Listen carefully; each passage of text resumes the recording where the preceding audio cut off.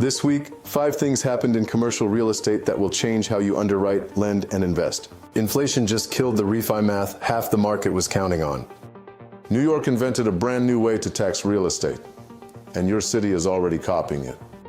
Private credit officially crossed 50% of CRE lending, and banks are working for them now. Medical office broke below a 7% cap rate with a time bomb nobody's pricing in. And one fund close confirmed student housing is no longer a multifamily subsector. This is CRE 360 Signal Weekly Highlights.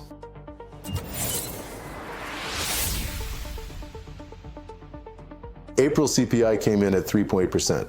PPI hit 6.0% against a 4.9% forecast. Highest in 3 years. Within 48 hours, Goldman pushed their first cut to December. BofA pushed theirs to 27. The Fed funds futures market went from 2 cuts priced by September to 0 for the entire year. Here's why that's not just a macro story.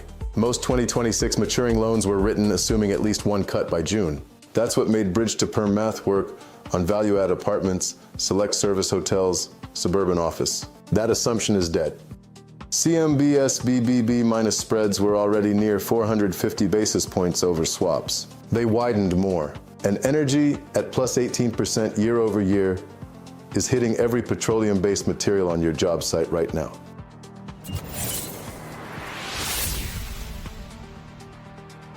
Mayor Mamdani dropped a $124.5 billion budget on May 12th. Buried inside it, something that has never existed in a U.S. city. A property tax based not on what your building is, but on who you are. Own a $5 million plus property in New York that isn't your primary home? You now owe 0.5% to 1.5% of assessed value every year. On a $20 million unit that's up to $300,000 annually.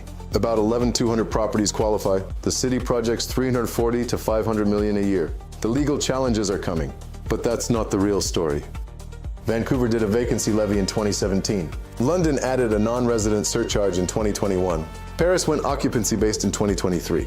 Every single time, comparable cities copied it within 2 to 4 years.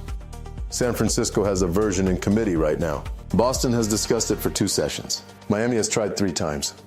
Model the carry cost now if you hold luxury NYC residential. And if you're active in San Francisco, Boston, or Miami, you have about 12 months before a second city passes this. Q1 2026, for the first time ever, non-bank lenders captured more than half of all non-agency CRE originations. And the Fed's April loan officer survey made the structure explicit. Banks eased direct borrower terms across every CRE category, first time in 10 years, while simultaneously tightening every credit line they extend to private credit funds.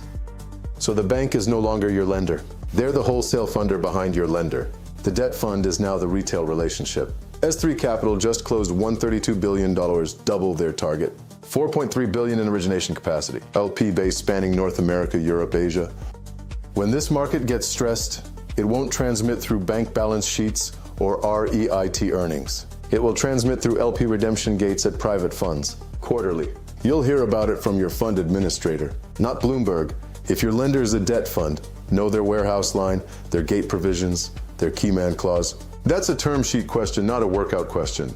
Medical outpatient buildings just had their biggest quarter in years. $2.9 billion in Q1 volume, up 78% year over year.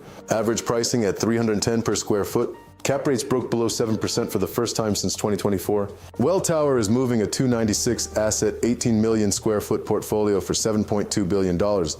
That's now the institutional benchmark comp for every MOB deal that follows. 4 consecutive quarters of positive absorption. Record rents. The demographic story is real. 10,000 baby boomers hit Medicare eligibility every single day through 2030.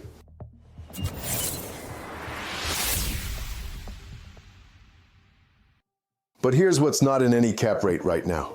The Markey-Warren Act in committee would let HHS review hospital lease agreements and close rate tax provisions on healthcare income. Federal budget cuts being discussed could strip coverage from 14 million Americans, which hits Medicaid-anchored tenants directly.